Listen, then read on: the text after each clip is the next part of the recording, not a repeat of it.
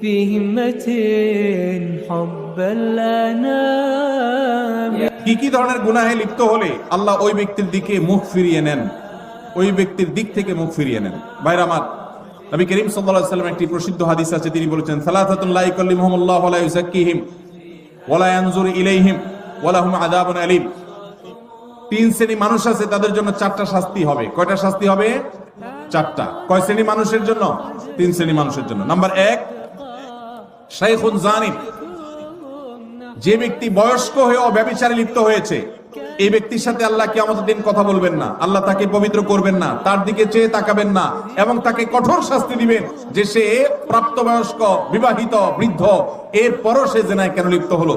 Number 2, ওয়া মালিকুন কাযযাব, যেই রাজা, যেই শাসক প্রজাদের সাথে মিথ্যা কথা বলে, প্রতারণা করে, ডাহা ডাহা মিথ্যা কথা বলে, এরকম বাদশা, এরকম রাজা, এরকম শাসক, তাদেরকে নবী সাল্লাল্লাহু আলাইহি ওয়াসাল্লাম বলেছেন কিয়ামতের দিন আল্লাহ তাদের সাথে কথা বলবেন না, তাদের গুনাহগুলোকে মাফ করবেন না, পবিত্র করবেন না, এবং আল্লাহ তাদের সাথে দিকে তাকাবেন না, চেয়ে দেখবেন না, এবং তাদের জন্য কঠোর শাস্তি রয়েছে। আর 3 নম্বর হলো ওয়াইলুন মুস্তাকবির, যেই গরিব পরিবার, মানুষটা গরিব আবার অহংকার করে, তো এই ব্যক্তিকেও আল্লাহ রাব্বুল আলামিন কিয়ামতের ময়দানে এই শাস্তিগুলো দিবেন।